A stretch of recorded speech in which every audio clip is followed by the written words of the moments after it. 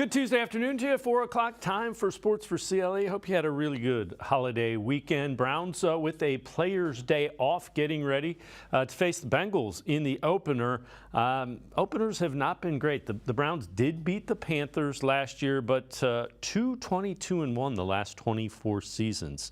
As of yesterday, Denzel Ward still in the concussion protocol.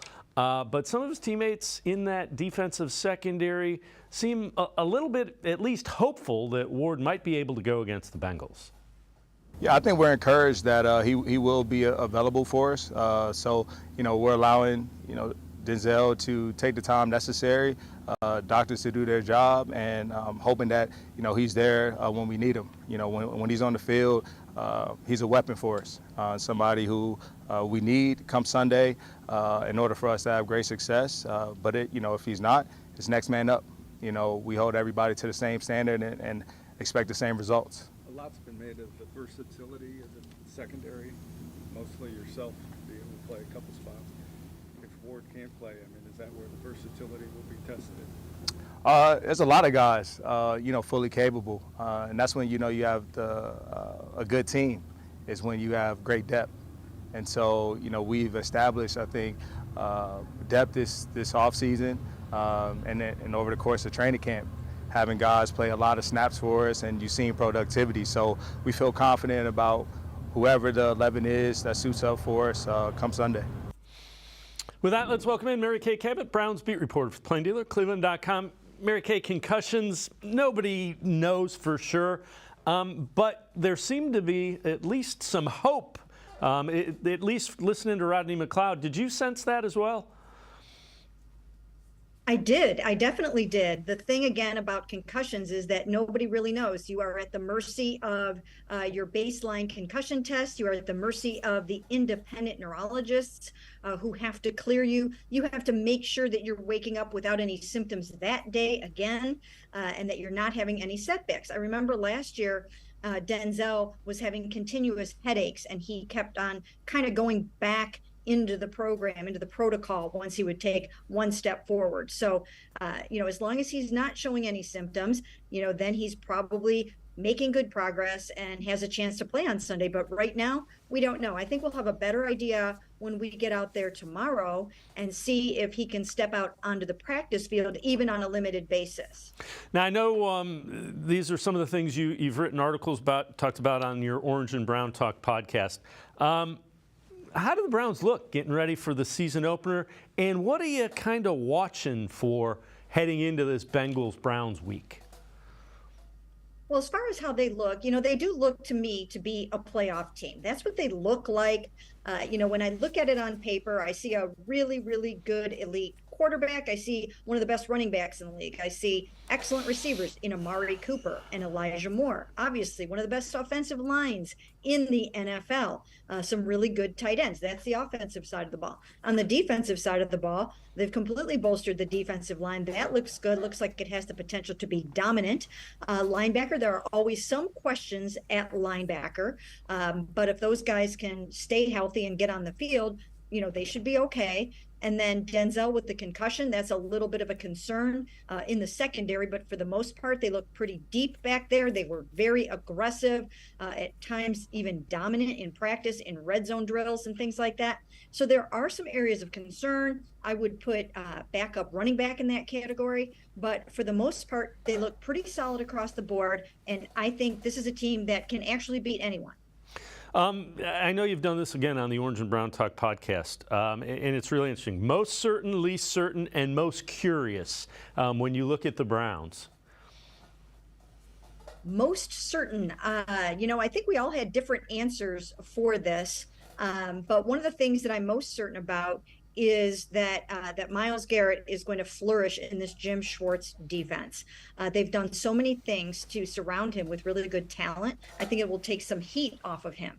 So I think that Myles should either match or exceed his club record 16 sacks. That's one of the things that I am most sure about. But there are others. You can always be sure about Nick Chubb and what he's going to give you. You can always be sure about what Joel Bitonio will give you. And there are a number of guys in that category. When you look at this defense, I really am curious to see how they play. I have a really good. I think they're going to have an identity. I think what we've heard and what we've seen in a couple of series, they're going to get after the quarterback and make things happen. They should be able to do that. I mean, Jim Schwartz has proven time and again, no matter where he goes, that is one thing he's able to do, is to wreak that havoc up front. And now Myles Garrett has other guys that are going to really be able to help him do that. Last year, he didn't have anybody else getting sacks besides himself. Jadeveon Clowney, as we remember, only had 2 sacks. So this year, Zadarius Smith, if he can return to the form that he displayed in the first half of last season when he was in the conversation for NFL Defensive Player of the Year, he started out with like 8.5 sacks in his first 7 games, I think it was. He tailed off after that, after he had a knee injury, but he was a terror in the first half of the season. So if they can get that type of performance again out of him, I think that's going to really help. Then you've got Obo. He's got something to prove. He had 5 sacks in his last, I think it was 6 games of the season for the Texans, finally playing as that down lineman, and the Browns are trying to seize that moment and kind of, let him build on that. Then you've got, Dalvin, who gets a push up the middle. So does Shelby Harris. They still feel pretty good about Jordan Elliott in that rotation at tackle. So, all signs are pointing to a Jim Schwartz really, heck-raising defensive line. And again, I know you've answered this in a Hey Mary Kay. We touched on it a little bit. What areas do you think are the thinnest of the 53-man roster? Well, we can start once again at running back. That you've got Nick Chubb and that he's going to be amazing. What you don't know is how the other 2 guys behind him are going to fare. Jerome Ford, I thought he was off to a pretty good start. We saw some pretty decent things early on, and then he suffered a hamstring injury on August 7th, and that really set him back. He missed most of the rest of training camp. This is not the training camp that you want Jerome Ford missing. Why? Because he's got to learn how to pick up the blitz. He's got to learn how to read those defenses. He's got to be able to catch the ball out of the backfield and do all the other things that you're supposed to be able to do as that third down back, and also spelling Nick Chubb sometimes on first and second down, or getting those tough yards on the goal line, or whatever else you might ask him to be doing. So that did not help matters. And then Pierre Strong Jr., although he shows a lot of promise, he's new to this football team. He only got here in a trade from the Patriots a little over a week ago. And so, nobody really knows exactly what he's going to be able to accomplish early on. Now, in previous years, they haven't really made it to their third running back very often. But, it just remains to be seen how that's all going to work out. And Pierre should also spend some time on special teams. Same thing with Jerome. As long as the hamstring is up for it, he should also be returning kicks. And I think we need to point out, every NFL roster has questions on it. There isn't a perfect 53-man roster in the NFL. That's right. And again, there are other areas to be a little bit concerned about. One of those is kicker. We showed up for practice yesterday only to find out that Dustin Hopkins wasn't there. Where was he on a very important day of practice? Again, it was a shorter practice. It was sort of a holiday practice, a little bonus round. But still, you would want him to be there, getting up to speed, with that, hold, snap, kick sequence with his new guys. And he wasn't there for that. We don't really know why, but Kevin Stefanski said he would be back today. So, so hopefully for them, that's the case. And it wasn't, anything to be alarmed about or to be concerned about. Kevin Stefanski said it wasn't. So let's take him at face value for that and hope that Dustin's back out there tomorrow, making field goals in practice.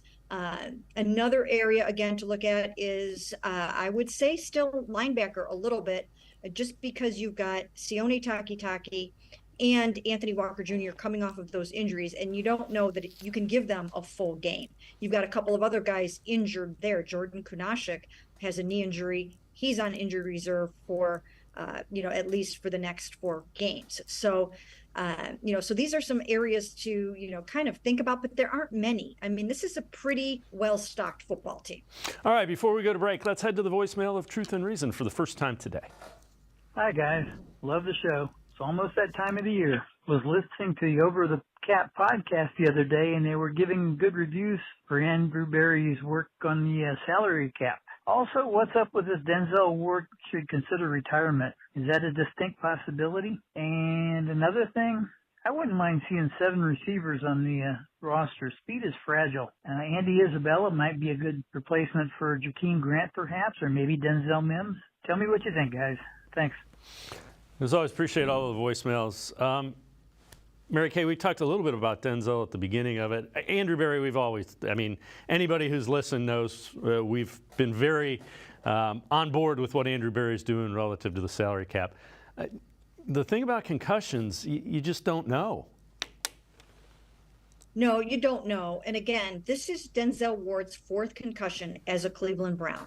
And I don't care what anybody says, that's a major concern. It should be a concern for him, for the Browns, and for Denzel's family, and I'm sure it is. They will not put him, obviously, back onto the field unless they know he is completely safe to go back out there. But no one really understands and knows the long-term effects of multiple concussions. We think we know some things, and we're learning more and more as the years go by. But it's still a very scary proposition for these young guys to suffer these head injuries. So hopefully for him, he'll get back to baseline. He'll be like new, and he and his family won't have that much to worry about, and he'll be able to get back out there and play some football. I don't think, and again, relative to bringing in somebody that could take Jakeem Grant's place, I don't see that happening. I think they like Austin Watkins. They're comfortable with Donovan Peoples-Jones returning punts. Elijah Moore is somebody that has done that. They have internal candidates, I guess, is the way I would view that. Yeah, they do. And if they feel like they need anybody over the next few weeks, remember, they have an opportunity once again to catch their breaths after the bye week. After 4 weeks of play, they have an early bye, the earliest bye in the NFL. So at that time, they'll have an opportunity to kind of take a look at everything, see how they got out of the gate, and determine, do they need to go out and find themselves some returners? Do they need a few more guys on special teams? Do they need anything else at any other position? Because, of course, they have the money. They've got the cap space. We know they've been clearing plenty of it. And they also, they have time until the trade deadline to get some things done that way as well. So I think they'll pretty much stand pat with what they have, go into the season like this, and then go from there. Mary Kay Cabot, Browns beat reporter for the Plain Dealer, cleveland.com, and I are going to step aside, take a quick timeout. We head back to the voicemail of Truth and Reason, talk a little bit more about Deshaun Watson, Sports for CLE. We'll be right back. Stay with us. The Ohio Lottery Partners in Education program recognizes role model students and teachers from across Ohio. Nominations can now be done completely online. To nominate a deserving teacher or student, go to ohiolottery.com. In the About section, find Partners in Education. There you will find links to the nomination forms. Students kindergarten through 12th grade can be academic all-stars. Teachers can be honored as a Teacher of the Month. The Ohio Lottery Partners in Education, where stars shine.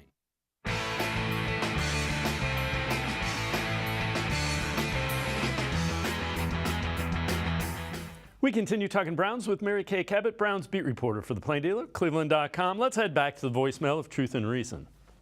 Hey, Dave Frank from Cleveland. A couple things. I'm so sick and tired of everybody talking about Deshaun's contract. Hey, he broke some ice. He got a lot of guys paid. Number 2, and I hope Mr. Haslam, which I love as an owner because he's like deep pockets and he don't care, but to rework Nick Chubb's contract and bump it up some and break the ice for the running backs who are getting shortchanged big time nowadays. But great show. Love you, Dave. Be safe. And it's a jungle out there. You know it and I know it. Love you, brother. As always, appreciate all of the voicemails. Mary Kay, I could see them reworking Nick Chubb's contract. He would be the one that would make sense, but I don't know that it's going to be a massive increase in pay. No, it wouldn't be that. What you would do is you would give him more upfront bonus money, more guaranteed money, things like that. But for the most part, it wouldn't be a huge bump. That's probably not what was going to happen there. But as I've said so many times before, Nick Chubb sort of transcends, your typical running back. He's kind of a face of the franchise kind of guy. He embodies the spirit of the Cleveland Browns. And I think they'll do everything to keep Nick Chubb happy and keep him around. Yeah, that would surprise me if they didn't try to do that. I know this is from your Hey Mary case. Do you think Deshaun Watson's looked like an elite quarterback again? You know, Deshaun has always looked like an elite athlete to me. Now he's also just has to look again like an elite quarterback. He has always had exceptional arm talent. He's always had unbelievable agility. I so often watch him work on his footwork after practice. I mean, he spends so much time on the small details of this job. I see the processing speed. I see, I can almost see the thoughts going through his mind as he's going through his reads. So he's got all of the qualities that he always had. Now it's a matter of putting them all back together and playing once again like the elite quarterback that we knew of him in Houston. Now, the thing about that is everybody always talks about Deshaun knocking off the rust last year, but I think it was more than that. That's too simple. I think that the players around Deshaun Watson also had a little bit of a difficult time adjusting to him. They were very used to Jacoby Brissett, a different style of quarterback entirely. And when Deshaun came in, he started flinging it around and running around and, occasionally trying a no-look pass and doing some different things that they just weren't necessarily ready for. So the adjustment was a little bit much for everyone. And I think now everybody has settled into it. He has hosted plenty of passing camps in the offseason in Puerto Rico, in Houston, in Miami. And I think they're ready for what he's going to dish out. So this is interesting. This is from Warren Sharp Football. In the preseason, the Browns put Deshaun Watson in empty sets, so no running back behind him. 44% of the time. It was just 13% of the time a year ago. They put him in shotgun 80% of the time, just 64% of the time a season ago. Are those things you think will transfer over and that we'll see with this offense as well? Well, it's odd because we did see them in empty so often in the preseason. And, you just have to wonder, would they show it that much in the preseason if that was going to be a staple of their offense? But I think also they sort of have the philosophy of, we're going to do what we do well. Everybody knows what everybody does in this league. There are no secrets. There are people with, phones filming practice, even fans, whatever. Stuff gets out there. So I don't think that they worried too much about exactly what they were showing or what they were doing. So you'll see some empty, you'll see plenty of shotgun, but you'll see a lot of different things. It's going to be a very, very multiple offense.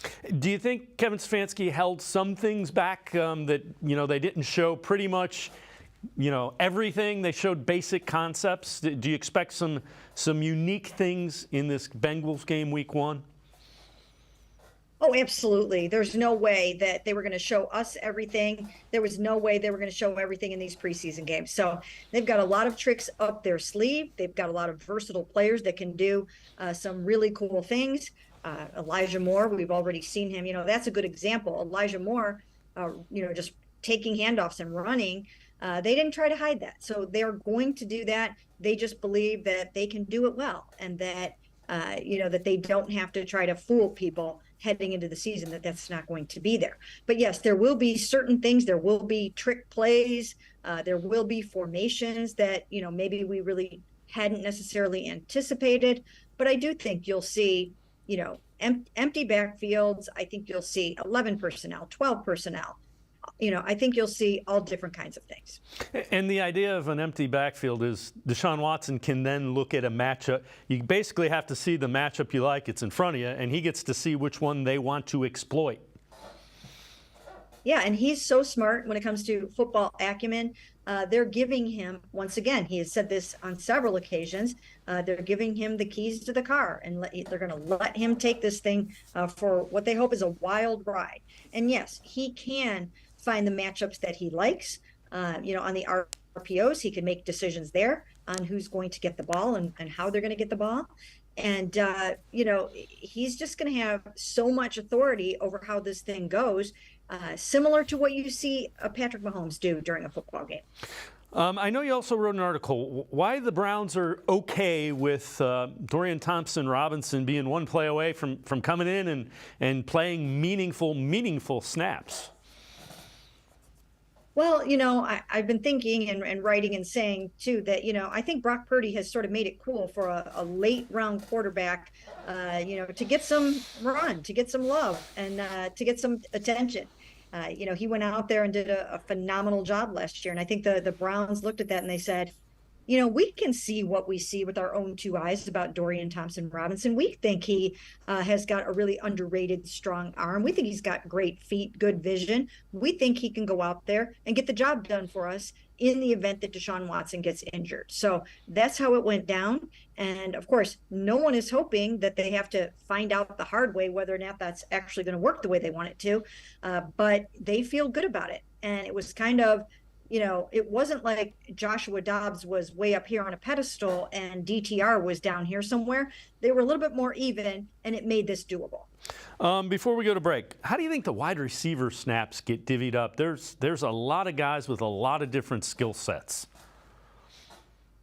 I think it's a matchup game, and I think they're just going to have to decide how they feel they match up against the Bengals defenders.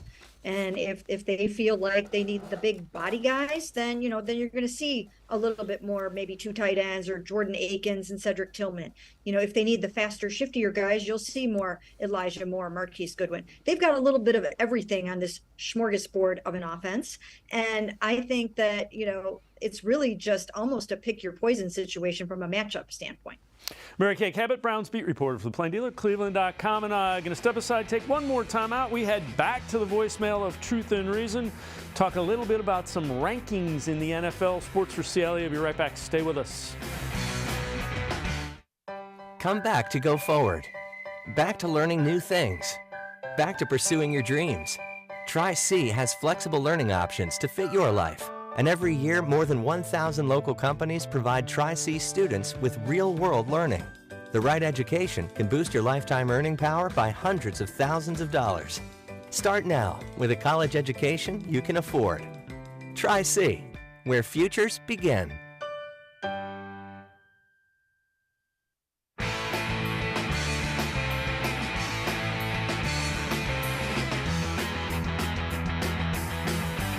We continue talking Browns with Mary Kay Cabot, Browns beat reporter for the Plain Dealer and cleveland.com. Let's head back to the voicemail of Truth and Reason.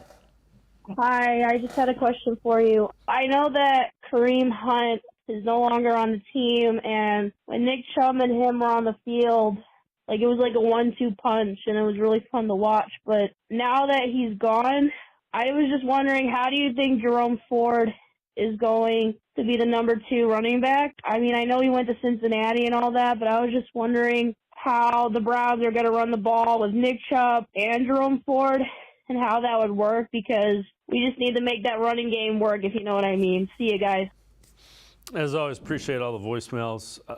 Mary Kay, that's obviously a question. What you saw in preseason of Nick Chubb last year when you saw him, there was some burst, there was some acceleration. It was kind of like, boy, I'd like to see more of him. Yeah, I mean, it will be interesting to see how they use Nick Chubb a little bit differently this season. We've been hearing they'll use him more on third down. We've been hearing that he'll get the ball more out of the backfield. Stump Mitchell predicted that perhaps he could have 1,000 yards receiving. I think his high so far is 278 in his, first 5 years. But, who knows? I mean, who am I to argue with Stump? But so, yeah, I think that, you'll see some really cool things out of Nick Chubb. And I think he is eager to prove that he is more of a receiver out of the backfield than he's been given an opportunity to show. As far as Jerome Ford is concerned, again, a setback for Jerome to miss most of camp with the hamstring. So they have to decide how much they want to use him in the early going on third down and, all the things that they're going to need to do. I mean, when you think about playing in Pittsburgh on Monday Night Football on September 18th, that could be a tall order for a young back to go in there and have to pick up that blitz and do some of the things that you would be expected to do there. So, it remains to be seen how this will all play out, but I think it will evolve over time. If Jerome shows, as the weeks go by, that he deserves more of an opportunity to get more snaps, then he will get them. And if he gets healthier with the hamstring, that will also help his cause. So this is from Pro Football Focus. One observation from each team's training camp. And from the Browns, they say the Browns may have landed one of the steals of the draft in offensive tackle DeJuan Jones, played a league-high 148 pass blocking snaps in the preseason, just allowing 3 total pressures and 0 sacks. And again, Mary Kay, we're not saying that he's going to step right in and start, but he's an intriguing guy, a big, I mean, 6'8", 360-some pounds, and he's got pretty good feet for a guy that's that big. Yeah, he really does. He really came along in preseason. He did a really nice job. He worked really, really hard. I think fans are going to end up really liking him a lot.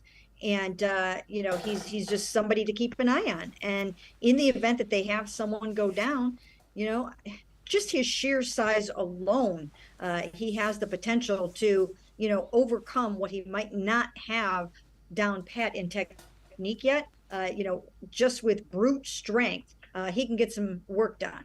So I think he's going to be somebody that fans are really going to like over the years. This is from CBS Sports. 2023 NFL Power Rankings. They have the Chiefs 1, the Eagles 2, the Bills 3. They rank the Browns 9th, so top 10 for the Browns. Roster is impressive. It's all about Deshaun Watson. If he plays like he did with the Texans, this is going to be a playoff team. And Mary Kay, people that watch the show are probably getting sick of me saying he doesn't have to play like one of the top 3 quarterbacks for this team to be a playoff team. If he's top 15, this is a playoff team. If he's top 3, this is a team that's challenging the AFC to win the AFC.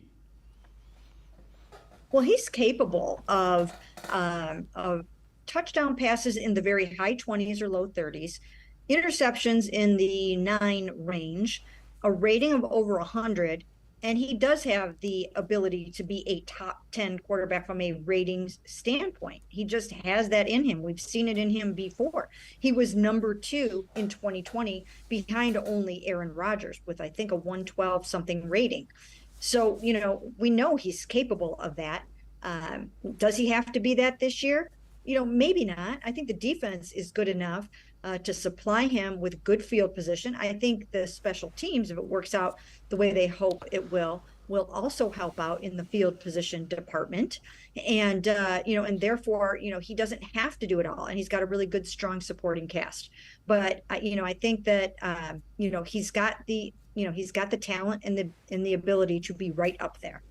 So before I let you go, a couple of things. What do you think needs to happen for the Browns to win the AFC or be as good as they can be? Well, you know, some of the things that we've been talking about. I mean, Deshaun has to stay healthy. He's got to really connect with Elijah Moore. Amari Cooper, I think, is poised to have a really big season. I don't think that they should give up on the running game. I think the running game is a staple of this Kevin Stefanski offense, and I think they should really, you know, rely on it. And, you know, it's not just going to be Nick and Jerome. I mean, it's also going to be Deshaun and Elijah participating in that. You know, I think the defense needs to come through with some takeaways. That's the name of the game, is takeaways. You've got to get those turnovers, those interceptions, and those fumble recoveries. If they can do that, they should be sitting pretty. How do you judge? What's the fairest way to judge if Deshaun Watson is having a good year? It isn't always stats. He had the 5,000 yards because they were behind all the time. What's the marker for him being a really good quarterback, do you think? Well, I mean, I do think, putting points on the board is the hallmark of a good quarterback. You've got to be moving the chains, possessing the ball, and getting it in the end zone. And if he's doing that on a consistent basis, they will be winning a lot of games. So to a certain degree, those statistics really do matter. You can't be turning it over. You've got to be getting the ball into the hands of your playmakers. You've got to be making plays where there are none. He will be also using his legs to make plays. And, I think for the most part, just scoring a lot of points in this now high-flying league. Mary Kay Cabot, Browns beat reporter for the Plain Dealer, cleveland.com. As always, thank you so much for the time and the insight. Appreciate it, Mary Kay. Thanks for having me. Mary Kay Cabot, make sure you check her out. Always really good Browns coverage, cleveland.com as well as the Plain Dealer. We're going to step aside, take a quick time out. Scott Petrak from the Elyria Chronicle Telegram as well as brownzone.com straight ahead. Sports for CLE continues. Stay with us. Come back to go forward. Back to learning new things. Back to pursuing your dreams. Tri-C has flexible learning options to fit your life. And every year, more than 1,000 local companies provide Tri-C students with real-world learning. The right education can boost your lifetime earning power by hundreds of thousands of dollars. Start now with a college education you can afford. Tri-C, where futures begin. The Ohio Lottery Partners in Education program recognizes role model students and teachers from across Ohio. Nominations can now be done completely online. To nominate a deserving teacher or student, go to ohiolottery.com. In the About section, find Partners in Education. There you will find links to the nomination forms. Students kindergarten through 12th grade can be academic all-stars. Teachers can be honored as a Teacher of the Month. The Ohio Lottery Partners in Education, where stars shine. I am powerful beyond my wildest imagination. I will define my future. I will keep challenging myself to improve. Because I am a future leader of this great nation. I will be responsible for raising a beautiful family. And educating not only my generation, but many more to come. I will make a difference in my community. And I will stand up for what I believe in. I will not settle for simply chasing my dreams, I will achieve them. Because I was given a chance. An opportunity. A home. At Family, Career, and Community Leaders of America. The ultimate leadership experience. FCCLA has been one of the greatest experiences of my life. It's made me who I am today. Join us. We'll build a new future together.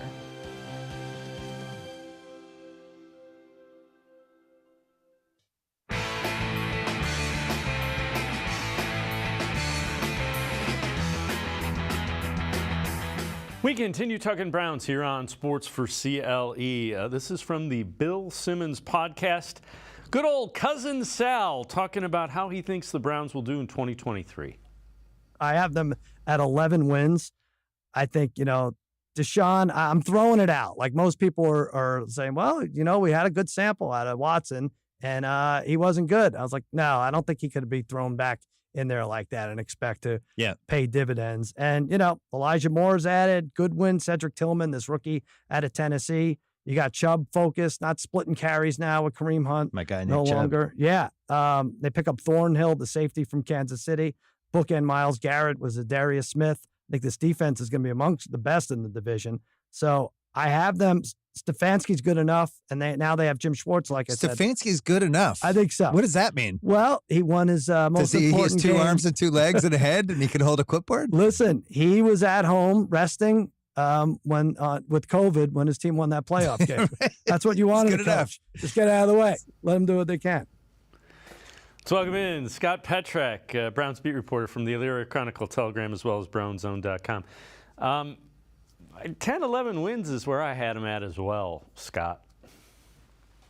Yeah, I settled on 10, Dave. I think they get a wild card spot. I think the division's going to be really tough. There's going to be a lot of good teams in the AFC, but they're certainly talented enough, and I think the rest of the roster can support Watson if he struggles a little bit, not a lot, and then you need Watson to just continue to get better and go win some games. So I think they're positioned to have a good year.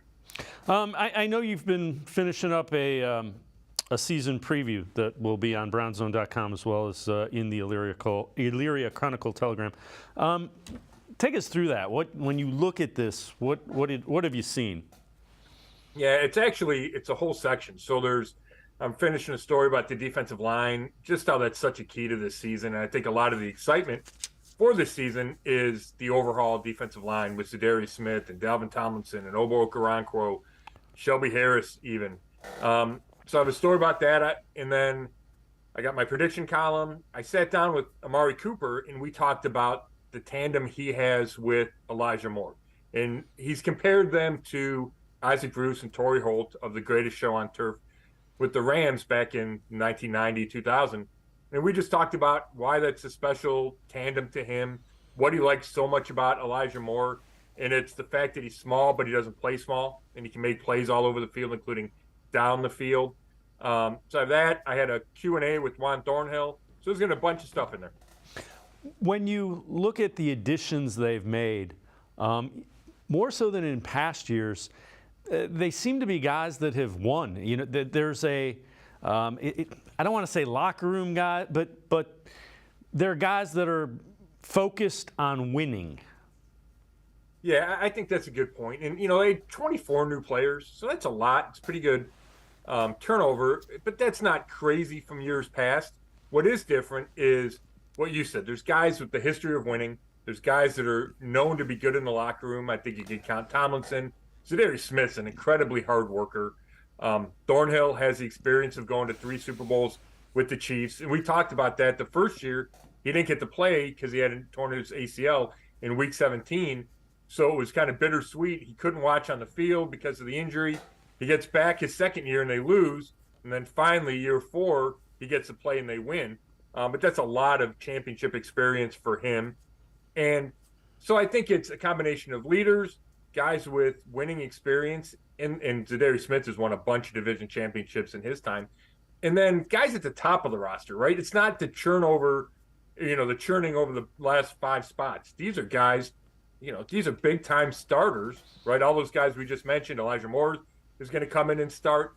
Jordan Akins is going to come in at tight end and have a big role as a number 2. So these are all top-end guys designed to kind of fix all the weaknesses from a year ago and get the Browns back to the playoffs after 2 disappointing seasons. The other thing that, and fans were remarking about this on our show a season ago, the defense is already playing with some emotion and some fire. And I know it's preseason. There's something about that, especially on the defensive side of the ball. Oh, for sure. And you need that. And, you know, I think, and this is not to, you know, besmirch Joe Woods. I just think they needed a change there for several reasons. And Jim Schwartz seems to be the perfect complement to this roster. The fact that he loves and builds around the defensive line, then Andrew Berry goes and gets all these upgrades on the defensive line. Schwartz has a passion to him. It's obvious. And what I think is different from his previous tenure in Philadelphia, they won the Super Bowl, but when he got there, he rubbed some guys the wrong way with his style. And I've asked a bunch of guys, and nobody has that same impression of him. It's all, okay, let's listen to him. He's smart. He has a fire, but they call him a player's coach because he wants to put guys in the right spot. He listens to them. He'll yell at you on the field and then put his arm around you on the way off. So, you know, it's not, like you said, it's not even week 1 yet, right? We haven't seen him play 1 game, but it feels like Schwartz is going to have a profound impact on this defense. So as we speak, Denzel Ward still in the concussion protocol. We'll see how that goes. I know you've gotten a couple of questions in your mailbag. We've gotten a couple of voicemails. How concerned you have to be concerned, don't you? You do. I think, first of all, just you have to be concerned about him as a person, right? His brain health. All concussions are serious. We all know that by now. The more you have, the more serious it is. And, you know, every time we talked to Denzel about the concussions, and he had one last year, never got the sense that he was thinking about shutting it down. But you never know, right? You never know when that thought process changes, how severe this is, how the symptoms go. So I think it's serious from that level. And then as a player, you just once they accumulate, it seems to lead to more, and you miss more time, and that's not good for you. It's not good for the team. It's not good for your health. So, you know, obviously the Browns, and I'm sure Denzel, are hoping this is the last one. It's a one-time incident. It happens in the preseason. He can put it behind him. But I think it's something that the Browns and Denzel will have to continue to be aware of, assuming he comes back and plays, whether that's Sunday or in the next few weeks. All right, before we go to break, I know you sat down with Myles Garrett. Take us through that and give us a preview of what that will look like. Yeah, that's going to post in the morning. It's actually, I sat, he laid down. It was weird. We were in the field house. and he was on one of those giant orange mats, and he just stayed lying down the whole time we did the interview. And I think, that kind of is a appropriate image for how he wants to play this year. He feels free.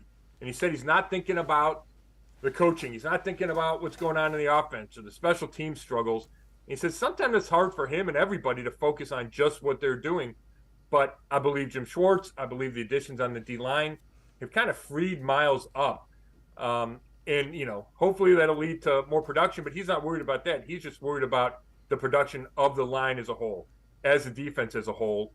So it's interesting. He's always, a thoughtful guy when you talk to him. We talked a little bit about the accident last year. He didn't want to go there too much, but he said how grateful he was, how he understands that when he misses time, it really affects the team. And that was obvious. He only missed one game last year, but the Browns lost, and it was a close game in Atlanta. They couldn't stop the run. You kind of wonder if Miles is out there, they win that game. And then if he's at 100%, how does that shape the season? Because, he was dealing with the shoulder and the biceps injuries, for much of the year. You're out there every day. In watching this defense in the preseason and what I have seen, they already have an identity. Do you get that sense as well? Yeah, and I think Jim Schwartz brings that identity, right? The attacking, aggression, no seatbelt, go mess stuff up. So I think they have that.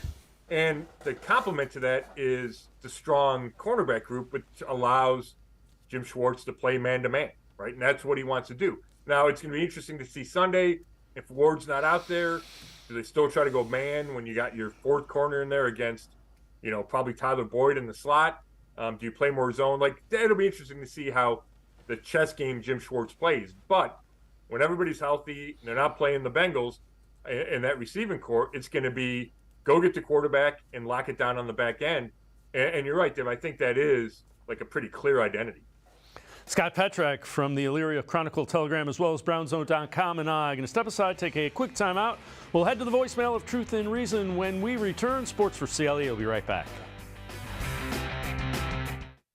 The Ohio Lottery Partners in Education program recognizes role model students and teachers from across Ohio. Nominations can now be done completely online. To nominate a deserving teacher or student, go to ohiolottery.com. In the About section, find Partners in Education. There you will find links to the nomination forms. Students kindergarten through 12th grade can be academic all-stars. Teachers can be honored as a Teacher of the Month. The Ohio Lottery Partners in Education, where stars shine.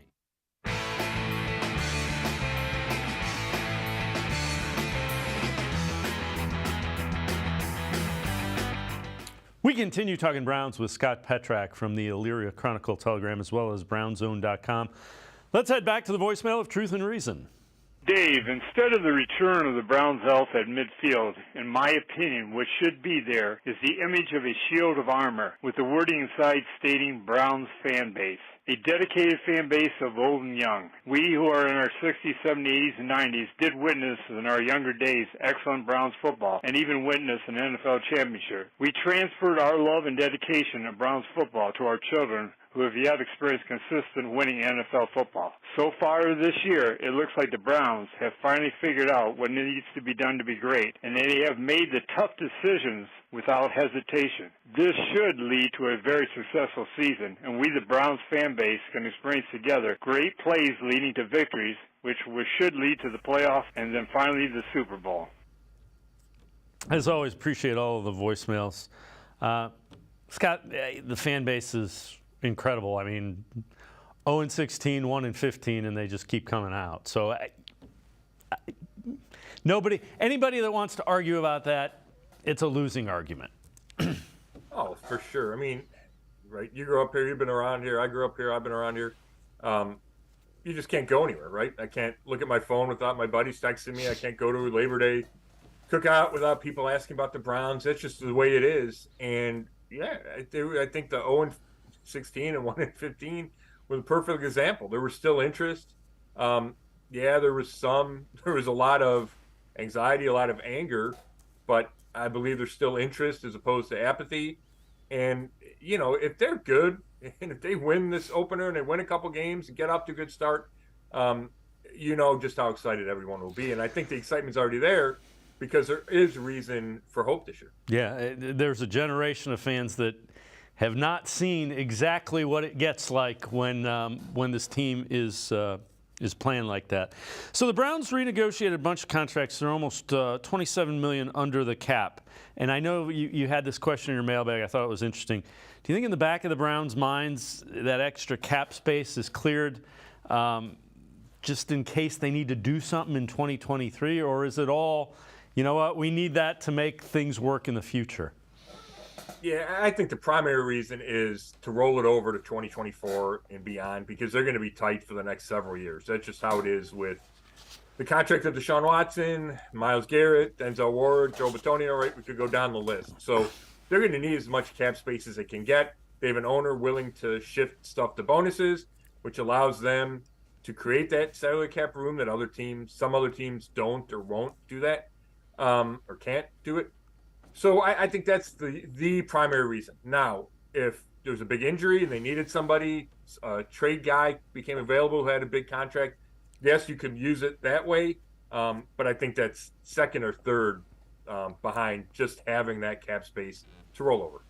So this is from the Bleacher Report. Free agent contracts the Browns, they say, must pursue after the preseason. They say running back J.D. McKissic. If Cleveland wants somebody whose skill set could complement Chubb's, it could target J.D. McKissic, pass-catching back who excelled in third down opportunities over his career with the Washington Commanders, 150 catches, 1,159 yards during that span. Defensive tackle Akeem Hicks. Hicks had only one sack over 11 starts for the Buccaneers 2022. Can still be a valuable piece up the middle at this point in his career. Brings a ton of knowledge to any locker room. Jason Pierre-Paul, defensive end. Pierre-Paul unlikely to land any great starting opportunities at this stage of his career, but he could be a nice complement to a group that's been assembled in Cleveland, helping that unit get just a bit stronger. Scott, I don't think they're looking for anybody like that at this point in time. They may, I guess the bye's early enough, which I kind of forgot, but Mary Kay brought it up earlier. That could be when they look to something like that. I don't think there's anybody on the horizon. No roster is, infallible, and this roster's pretty good. Yeah, I agree with all that. To me, that feels like if somebody gets hurt, they're on your short list. Like Romeo Crennel used to say, we have this short list. That's what it feels more like to me. I mean, all these guys are available. And when the Browns set their roster, you could have gotten all these guys. Now, one thing you have to remember is if a vested veteran is on your roster week one, then the whole salary is guaranteed for the rest of the year. That changes when you start week two. So we'll see some veterans get signed around the league just because of that fact, and their contracts are then on a week-to-week basis. So, yeah, the Browns could be among that group to bring in somebody like, any of those three guys listed. But I feel like they really like Jerome Ford. Like, talk about running back. They like Jerome Ford. They think he's a really good pass catcher. He's played receiver in the past. They think he can be that complement to Nick Chubb. And then they go get Pierre Strong Jr. So I don't think they make a move there unless there's an injury or the young guys, Ford and Strong, flop. And I feel the same way about D-tackle and DN. They have a bunch of bodies. Something would need to change before they went and tried to improve that. Well, the other thing is, that for how long have we said, well, they don't develop young players? In order to develop young players, you have to give them opportunities. Yeah, and that's part of what they do with the, developing the draft picks, and they keep guys on the roster. Is Pierre-Paul better than Alex Wright right now and Elijah McGuire or Isaiah McGuire? Yeah, I'm sure he is. But he's been in the league for 10 years, right? These guys haven't. It doesn't feel like any sense of urgency there. Now, right at the bye or at the trade deadline, and you feel like, hey, you're a piece away, you're 2 pieces away. I think that's when you could see a move, but not right now. So this is from NFL.com. Analysts vote for the team who will enjoy the biggest turnaround in 2023. Mark Ross says the Browns. Difference between Watson regaining his top 5 form and last year's bottom 5 performance could determine whether the Browns are true Super Bowl contenders or stay a sub-500 team.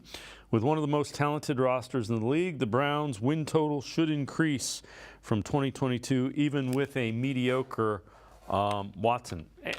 That's probably fair. If he's top 5, they're absolutely a Super Bowl contender if everything else stays healthy. Oh, no doubt. I mean, that guy kind of just encapsulated what we've been talking about for months, right? If he plays great, if Watson plays great, the Browns are going to be really good. If he doesn't, they're going to have a hard time keeping up with the upper echelon of the AFC, but they still should be improved. Now, I don't know if that would mean 8 wins, 9 wins, right? Like, how much better is he? How many more wins do they have? You know, the schedule feels a little harder. But yeah, I think that's right. I think the roster's good enough.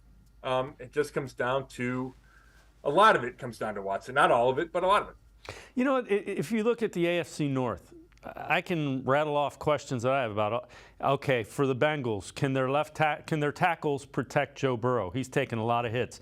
They have 3 new starters in the secondary. How are they going to play? For the Steelers, Kenny Pickett, I'm still not sold on him. He hasn't done it in a regular season game. Also, is their line back? Can T.J. Watt stay healthy? Look at the Ravens. I'm not convinced that, their wide receiving core is going to be a big enough. So every team has question marks like the Browns do. Yeah, I agree with that. I would say, when your quarterback isn't one of them, like Joe Burrow's not a question mark, right? He's a top 2, 3, 4, whatever it is in the league. That makes everything else, minimalizes everything else. I think you can say that to a lesser degree about Lamar Jackson. Now, you can't say about Kenny Pickett. Like, I have huge questions about Kenny Pickett. So, no team's perfect in this league, which is why season predictions I find incredibly difficult. Like, the Chiefs have the best quarterback and I think the best coach.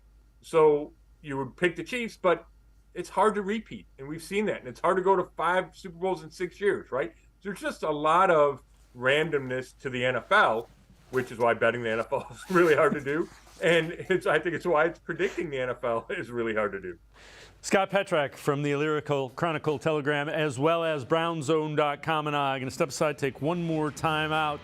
We'll hear what some people think about the Browns in 2023 on a national level. Sports for CLE. We'll be right back. Stay with us. Come back to go forward. Back to learning new things. Back to pursuing your dreams. Tri-C has flexible learning options to fit your life. And every year, more than 1,000 local companies provide Tri-C students with real-world learning. The right education can boost your lifetime earning power by hundreds of thousands of dollars. Start now with a college education you can afford. Tri-C, where futures begin.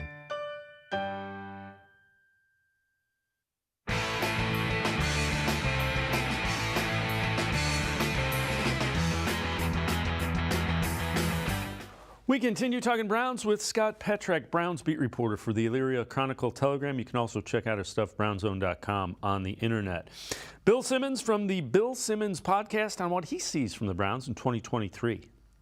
Their first 5, 4 at home against Cincy, Tennessee, Baltimore, San Fran, and then at Pittsburgh, week 2, Monday night. Yeah. And then they got at Indy, week 7. And I don't think Indy's going to be very good, but they have some stinkers on their schedule. At Indy, home Arizona. They have an at Denver, if you think Denver's not going to be that good. At the Rams, Jacksonville at home, Chicago at home, at Houston. So there's some wins they can kind of grab and then just try to split everything else. I have them at least 10-7. Nice. And you could talk me in 11-6, but I have them as a playoff team. They're also kind of loaded, and everybody's talking about their pass rush. They have, I think, a top 4 offensive line. Yeah. Chubb. You their said receivers pass are rush better. correctly. You got to work on that. Pass rush. Yeah, I don't like when you say it right. So it's the thing with them. I think they're that one of the high ceiling, low floor teams, right? Because if Watson's actually like good, I'm not even saying 4 years ago good, but if he's just good, yeah, and makes some plays and does some stuff, I think they're no question they're a playoff team. Sure. If he's a C+, they might still be a playoff team. Scott, I that's kind of the way I felt and have said numerous times. What are your thoughts on just the Browns? Yeah, I mean, the C-plus thing is interesting. I've kind of been working under the assumption he needs to be better than that for this team to go where it wants to go. I don't know if he plays a C-plus. Let's say C-plus means he's the 16th best quarterback in the league. I don't know if that's good enough to get to the playoffs, given how tough I think the AFC North is going to be, where I think all 4 teams could finish above 500. I don't know if I'd predict any team in the North to finish below 500, which means wins are going to be tough to come by inside the division. We know the conference is tough. So I kind of think he needs to be a little better than that for this team to get to the 10 or 11 wins. But I agree that he doesn't have to be great. I don't think he has to be great overall, but he probably has to be great in some big moments, right? There's games going to come down to the end, and he might not have to complete 70% of his passes. But if he can lead one winning drive a month, right, then that could have a huge impact on the season. Yeah, he has to. Everybody on that field has to feel Deshaun has the football. We can win this game. That's what the Chiefs defenders think. Okay, if we stop and we get the ball back to Mahomes, we're going to win. That's what, and that kind of carries that team. That's what a good quarterback in the NFL does. For sure. Now, I flash back to 2020, and did Baker play better than C+? I don't know. Maybe not. I mean, he was probably close to that. Obviously not good enough for the Browns to feel like they didn't need to move on pretty soon after that. So, there's ways to go to the playoffs without your quarterback being a superstar, without him playing phenomenally. And I think having Nick Chubb and having that offensive line and having the defense gives you those opportunities. But I will say, I think they're going to come out and throw the ball a ton.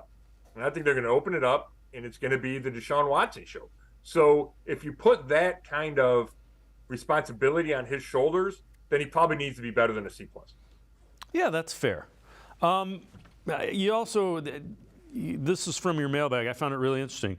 Why do you think the Browns allowed everybody to see Elijah Moore lining up in the backfield, that they didn't spring it on him in the preseason? Or in the regular season. It's interesting. And I do think they're going to spring some stuff on the Bengals. I've no doubt that Stefanski and Van Pelt have stuff hidden away that we're going to see, whether it's week 1, week 2, right? In those first 4 weeks when you see all 3 division foes. I just think with Moore, that's a change for him. He hasn't done that a lot, ever, since Pee Wee football. So you need to get him used to it. You need to get him used to taking the handoff from Deshaun Watson and running the option with Watson and running routes out of the backfield. All those things take some time, where I don't think you could keep it under wraps when, the media and then the fans are watching every part of the training camp practices, right? I don't think all of a sudden last week it's okay, Elijah lined up in the backfield. I just think it needed more time. Yeah, the other thing is, and it gives the defense is something to think about, right? And you can be sure there are a couple of variations out of that they will run. What do you expect? What are some of the things you expect to see more of that you didn't see as much in preseason? That's a good question.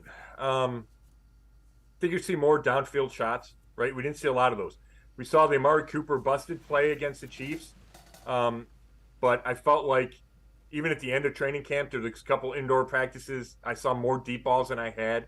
You add Marquise Goodwin to the mix, and I think that helps the downfield attack. I think it's just more value. I don't know what the wrinkles are going to be. I know that they were saving red zone stuff, right? I mean, we saw what they did against Washington and Kansas City in the red zone. They just handed it up the middle. They're not going to do that when the season comes. And if they do, it's going to be Nick Chubb, not John Kelly Jr. So I think that will change. And I don't think it's going to be anything drastic. Maybe it is. Maybe there's a play or two that just catch me off guard. I just think it's going to be a couple of wrinkles off what they do, designed to get a big play or two, which we know can change the game. You wrote an article, after months of waiting, they can finally focus on the Bengals. Take us through that. Yeah, I mean, I asked Kevin Stefanski about that yesterday. It just, the schedule, and he probably knows it in April. We know it in May. And you find out it's Cincinnati, and we know how important this start of the season is, right? So how much do you focus on them? How much do you start game planning? And he said it's not a dual track. He goes, you're tempted to do more of that, but you have to stay true to your plan. And that's what Kevin Stefanski does. And it's day by day. It's let's install this, let's install that. I'm sure the coaches have spent more time thinking about the Bengals and game planning for the Bengals without letting the players know, just because you don't want to get ahead of yourself game planning, right? We're going to put this in and then you take it out. So, I think in the last couple of weeks, they've started shifting there. Obviously last week and then this week, it's all about the Bengals. But it's just interesting, especially when that week one opponent is so familiar. It's your division, defending division champ. I think it's tempting to say, hey, let's go all in to win week one. And that's just not Stefanski's philosophy. Scott Petrak, Browns beat reporter for the Elyria Chronicle Telegram, as well as BrownZone.com. Thanks so much for the time and the insight. I appreciate it very much, Scott. Thanks, Dave. Make sure you check him out. Really good Browns coverage in the Elyria Chronicle Telegram online, BrownZone.com. It's going to do it for this edition of Sports for CLE. We will see you back here tomorrow at 4 o'clock. Have a great night, everybody. See you tomorrow at 4 on Sports for CLE.